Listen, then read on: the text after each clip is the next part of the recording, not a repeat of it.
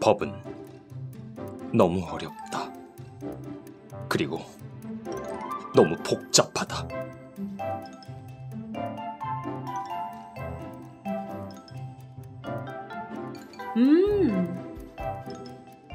어렵고 복잡한 법?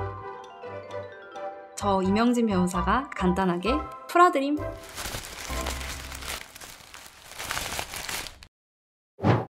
안녕하세요, 이명진 변호사입니다. 이렇게 2화로 찾아뵙게 되었는데요. 얼마 전에 선거 있었는데 다들 선거에서 한 표 행사 하셨나요? 아마 행사하지 않으신 분들도 선거를 한다 정도는 알고 계셨을 거예요. 왜냐하면 선거운동이 너무 시끄러워가지고 다들 모르실 수가 없었을 거라고 생각을 합니다. 근데 선거가 끝나면은 시작이 되는 게 있습니다. 바로 공직선거법 위반인데요. 공직선거법 위반 사건이 얼마나 많이 제기가 되냐 하면은 요즘 현직에서 최근에 선거 전까지 다른 사건들을 전부 종결을 하려고 하시는 거예요. 그래서 왜 이렇게 급하게 서두르세요? 그러니까 선거법 이제 많이 들어와서 그 전에 좀 미리 해놓으려고 한다, 이런 수사관님까지 계셨어요. 그럴 정도로 선거가 끝나면 공직선거법 위반 범죄가 굉장히 많이 이제 고소도 많고 고발도 많고 그리고 조사도 많이 진행이 되고 하는데요. 그래서 공직선거법 위반이 왜 중요한지, 그리고 왜 이렇게 문제가 되는지에 대해서 오늘은 한번 알아보도록 하겠습니다. 공직선거법은 굉장히 길고 복잡한 법입니다. 진짜 선거에 대한 모든 것을 담고 있는 법이에요. 그래가지고 굉장히 장수도 많고 유난히 조항도 많고 복잡합니다. 근데 그거에 대해서도 조금 알기 쉽게 이렇게 핵심만 찝어가지고 풀어드릴까 합니다. 공직선거법 위반이 무서운 것은 당선 무효형이 있기 때문이에요. 그래서 공직선거법에 따른 당선 무효는 총 3가지로 나눠집니다. 첫 번째로는 선거 비용의 초과 지출로 인한 당선 무효이고요. 두 번째는 당선인의 선거 범죄로 인한 당선 무효입니다. 세 번째로는 선거 사무장들의 선거 범죄로 인해서 300만 원 이상의 형을 선고받을 때에는 당선 무효형이 됩니다. 그래서 선거 비용의 초과 지출, 그리고 선거 사무장의 선거 범죄 같은 경우에는 그 당선인 자체의 선거 범죄가 아니기 때문에 300만 원 이상을 무효형으로 이제 보고 있고요. 당선인의 선거 범죄로 인한 당선 무효형 같은 경우에는 100만 원부터 보고 있습니다. 그래서 주로 기사 같은 거 보시면은 무슨 도지사 벌금 90만 원형 이러면은 90만 원형이면 당선 무효형이 아니잖아요. 그럼 이제 그런 분들이 안심을 하시고 송구스럽지만 앞으로 더 열심히 하겠다 이렇게 하시고요. 100만 원 이상이 선고가 된다. 그러면 이제 진짜 큰일이 나는 거예요. 그러면은 당선 무효가 되기 때문에 다시 선거를 진행을 해야 합니다. 당선 무효형이 무서운 이유는 사실 선거도 열심히 준비를 하고 당선도 또 얼마나 힘들게 되겠어요, 후보자님들이. 그런데 선거 비용을 보전을 받게 되어 있어요. 선거 비용 보전회 같은 경우에는 이번에 국회의원 선거가 있었기 때문에 국회의원 선거 기준으로 볼게요. 후보자의 득표수가 유효 투표 총수의 15% 이상을 득표를 하면은 전액을 보전을 받게 되어 있고요. 10% 이상을 득표를 하면은 반액 50%를 보전을 받게 되어 있습니다. 근데 당선 무효가 되면은 내 당선이 무효인 건 물론이고 이 돈까지 다 반환을 해야 돼요. 그렇기 때문에 굉장히 큰 문제가 아닐 수 없습니다. 그러면 공직선거법 위반 중에서는 주로 무엇이 문제가 될까요? 주로 3가지가 문제가 되는 것 같아요, 실무적으로. 그래서 오늘 이 3가지에 대해서 알아보도록 하겠습니다. 3가지는요. 첫 번째로는 잘못된 선거운동이고요. 두 번째로는 허위사실 공표, 그리고 세 번째로는 금품 수수입니다. 이거에 대해서 하나씩 예시를 드리면서 설명드릴게요. 첫 번째로는 잘못된 선거운동이 있습니다. 공직선거법 제59조는 선거운동은 선거기간 개시일부터 선거일 전까지 하는 것으로 규정을 합니다. 선거운동 기간 전에는 원칙적으로 선거운동을 하는 것이 금지가 되는데요. 다만 육성으로 하는 선거운동은 상시 허용이 됩니다. 근데 실무에서 되게 많이 문제가 됐던 것이 선거운동 기간이 아닌데 마이크를 가지고 뭐 주로 마이크가 문제가 되죠. 요즘에 뭐 이런 확성기 쓰시는 분들은 없어가지고. 그래서 마이크를 사용해서 선거운동을 하는 경우에 많이 문제가 됩니다. 예를 들어서 뭐 동창회예요. 후보자님이 오셨어요. 그런데 누가 이렇게 너무 막 벅찬 마음에 마이크를 들고 일어나가지고 우리 후보자님 지지합니다, 뭐 사랑합니다 이러면은 선거법 위반이 되는 거거든요. 그런 거를 선거관리위원회에서 몰래 또 잠행을 하러 와서 또 본다 이런 얘기까지 있더라고요. 그래서 이런 부분이 되게 문제가 됩니다. 실제로 모 예비 후보는 2021년에 공직선거운동 시작 전에 마이크를 잡고 선거운동을 한 걸로 벌금 50만 원을 받으신 적이 있어요. 그래서 그만큼 잘못된 선거운동은 굉장히 무섭습니다. 그래가지고 이걸 피하기 위해서 각 당의 대표들이 육성으로 막 목이 터져라 이렇게 소리를 지르는 모습을 보신 적이 있을 거예요. 아유 저렇게 목이 아플 텐데 왜 마이크 안 쓰나 하셨을 텐데 이런 법들이 있어서 그렇습니다. 두 번째로는 허위사실 공표인데요. 사실 공직선거법의 뭐 꽃이 아닌가 할 정도로 거의 대부분 허위사실 공표죄를 거의 다 끼고 있어요. 그래서 이거 관련해서는 제가 했던 사건마다 거의 다 문제가 됐던 것 같습니다. 그래서 공직선거법 제250조에 따라서 후보자의 당선을 목적으로 허위사실을 공표하는 경우에는 5년 이하 징역, 3천만 원 이하의 벌금이고요. 상대 후보의 낙선을 목적으로 허위사실을 공표하는 경우에는 더 형이 높아서 7년 이하의 징역, 그리고 500만 원 이상 3천만 원 이하의 벌금에 처하게 됩니다. 허위사실 공표죄가 성립을 하기 위해서는 두 가지가 필요한데요. 첫 번째로는 허위성을 인식하고 그리고 두 번째로는 허위사실을 공표해야 합니다.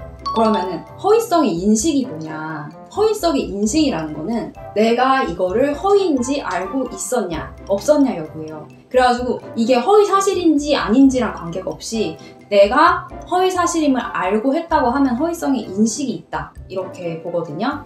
그래서 이것에 대해서는 대법원이 그 성질상 이제 솔직히 입증이 어렵잖아요. 그래서 입증이 어려운 경우에 뭐 공표사실의 내용, 구체성, 소명 자료의 존재, 내용, 피고인이 밝히는 사실의 출처 및 인지 경위 등을 토대로 재반 사정을 종합해가지고 규범적으로 판단한다 이런 입장을 가지고 있습니다.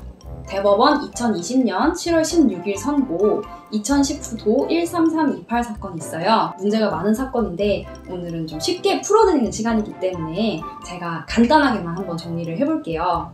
이 사건은 전 경기도지사 KBS 토론회에서 검사 사칭 전과에 대해서 누명을 썼다, 형님을 강제 입원시킨 적이 없다 이렇게 발언을 해서 상대 후보가 허위사실 공표로 고발을 해서 문제가 되었던 사안입니다. 이에 대해서 대법원은 피고인 전 지사님이 KBS 토론회에서 검사 사칭 전과에 대해서 누명을 썼다는 취지로 한 발언은 전과 관련 형사 판결에 대해서 허위사실을 주장한 것이라기보다는 공무원 자격 사칭죄로 유죄의 확정 판결을 받은 것은 자신의 입장에서 볼 때 억울하다 라는 의견을 표명한 것이고 허위사실 공표의 고의도 인정하기 어렵다 이렇게 판결을 한 바가 있습니다. 사실이랑 조금 다르더라도 내가 내 입장에서 볼 때 억울하다 이거는 입장이기 때문에 의견이기 때문에 사실이 아니잖아요. 그래가지고 내 주관적 인식도 없었고 이거 자체가 뭐 고의도 없다 이런 취지로 한 판례라고 생각하시면 되겠습니다.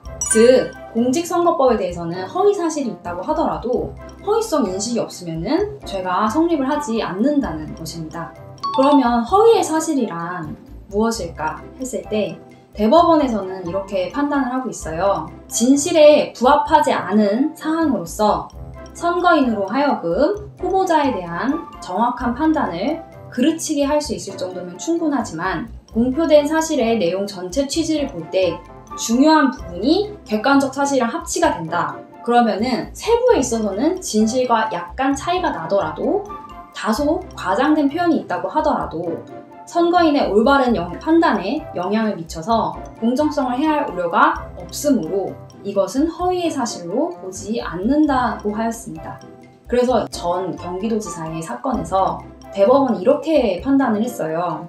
형사처벌 여부가 문제되는 표현이 사실을 드러낸 것인지 의견이나 아니면 추상적인 판단을 표명한 것인지에 대해서 언어의 통상적인 의미, 용법, 그리고 문맥과 표현의 전체적인 취지, 표현의 경위와 사회적 맥락 등을 고려하여서 판단하되 어느 범주에 속하는지 모르겠다 할 때는 원칙적으로 의견이나 추상적 판단을 표명한 것으로 파악하여야 한다. 그래서 객관적 사실과 합치되는 경우에는 세부적으로 진실과 약간 다르다고 하더라도 그것은 허위사실을 공표라고 할 수 없다. 이렇게 했습니다. 누가 봐도 후보자한테 조금 유리한 법리예요. 이러한 법리를 통해서 저도 경찰에서 무혐의를 받은 사례들이 있습니다. 간단하게 말씀드리자면요. 이 사건 같은 경우에는 예비 후보들 사이에서 모 후보가, A 후보가 B 후보에 대해서 B 후보는 선거 범죄를 위반했던 사람입니다. 이렇게 얘기를 했는데 사실은 공직선거법 위반이 아니고 개인정보보호법 위반이었던 거예요. 그런데 개인정보보호법 위반도 되게 많이 문제가 되거든요. 왜냐하면 각 캠프에서 선거인 명부 가지고 있고 지지자 명부 이런 거 좀 있는 분들도 있다 그러더라고요. 그래가지고 사실 좀 혼동하기 쉬워요. 법조인이 아니면은. 그래서 저 같은 경우에는 공직선거법 위반이 아니라고 하더라도 선거 과정에서 개인정보법 위반이 있었던 것이면은 그렇게 생각하기에 충분했다. 그래서 허위성의 인식이 없었다. 그리고 대체적인 사실 자체는 뭐 그런 벌금을 받았던 적은 맞는데 그게 공직선거법 위반이 아니라는 것이다. 이렇게 변론을 해서 무혐의를 받은 적이 있습니다. 무혐의를 받게 되면은 재판까지 가지 않기 때문에 사실 굉장히 후보자 입장에서 마음이 편안하거든요. 왜냐하면 뭐 당선 무효도 걱정 안 해도 되고 그리고 뭐 상대방의 공세 같은 것도 걱정 안 해도 되고 지난한 재판 과정을 거치지 않아도 돼가지고 그래서 그 당시에 이제 뭐 잘 해결을 했던 그런 기억이 있습니다. 그런데 이런 경우에도 변호사의 도움을 받아야 되나 싶으실 텐데요. 이게 발언 전체가 문제가 될 경우에는 그 전체적인 맥락도 봐야 되고 그리고 단락별로 허위성의 인식이 있었냐, 허위사실이 있었냐를 다 따져봐야 돼가지고 웬만하면은 초동 수사를 잘 받으시기를 이제 권유를 드리고요. 아마 경찰 수사 단계부터 좀 변호사를 동행하셔야 좋은 것이 경찰 수사에서 만약에 이렇게 얘기를 해버리면은 거기 적히거든요. 그러면은 그게 나중에 재판에서 증거로 사용될 수도 있기 때문에 그런 부분은 좀 조심하시는 게 좋을 것 같습니다. 마지막으로 세 번째, 금품 제공입니다. 이 부분은 공직선거법 제230조에 따라서요. 금품이나 향응을 제공한 경우에는 5년 이하 징역, 3천만 원 이하의 벌금에 처해질 수 있다고 합니다. 선거운동 중에 피고인 A가 있고 피고인 B가 있는데 피고인 A는 이장님이었어요. 그런데 이분이 누구님 좀 도와주이소 이렇게 얘기를 하면서 주머니에 현금 30만 원을 넣는 방식으로 선거운동을 하신 적이 있다 그래요. 그리고 또 식당에 가가지고 또 누구 후보님 좀 잘 도와주세요 이렇게 하면서 선거인 10명이 식사를 하는 것을 보고 그 식사비 19만 3천 원을 결제했다고 합니다. 앞에 거는 사실 30만 원 바로 주머니에 찔러준 거니까 문제가 될 수 있겠다 좀 싶으시죠? 그런데 식사비만 결제를 해도 이게 다 기부 행위로 봐가지고 금품 제공으로 봐서 공직선거법상 이게 처벌을 받을 수가 있습니다. 그래서 우리 법원은 이러한 것에 대해서 뭐 선거운동이 금지된 이장의 신분으로 민주정치의 근간이 되는 공직선거가 공정이 행해지도록 못하게 하고 부정을 방지함으로써 엄중한 형사처벌이 필요하다 이렇게 해서 두 분에게 유죄 선고를 한 걸로 알고 있습니다. 그래서 피고인 A 같은 경우에는 징역 2년에 뭐 집행유예 이렇게 선고받으셨다고 합니다. 공직선거법 위반죄는 공소시효가 선거일 후 6개월까지예요. 그래가지고 보통 선거 직후에 많이 터졌다가 이제 사그라들곤 합니다. 선거법 위반은 단순한 법적 처벌을 넘어서 당선 무효나 혹은 그 추후에 후보자의 자격 상실까지 문제가 될 수가 있어요. 그렇기 때문에 철저한 이해와 경험이 중요하다고 생각을 합니다. 특히 선거법 위반 같은 경우에는 무혐의 처분이 나는 경우도 되게 많기 때문에 처음에 초동 수사부터 이제 법률 전문가의 조력을 받는다면은 조금 더 쉽게 해결해 나갈 수 있을 거라고 생각합니다. 오늘 그래서 공직선거법 위반에 대해서 알아봤고요. 어떤 당에 구애되지 않는다는 의미로 뉴트럴하게 나름 그린 색깔로 맞춰 입었는데 어떠셨을지 모르겠어요. 그래서 선거 관련해서는 그래도 제가 경험이 좀 있는 편이라서 댓글로 뭐 달아주시거나 하면은 답변도 드리고 이렇게 저의 경험을 또 공유하는 시간을 가지도록 하겠습니다. 지금까지 이명진이 풀어드림의 변호사 이명진이었습니다. 감사합니다.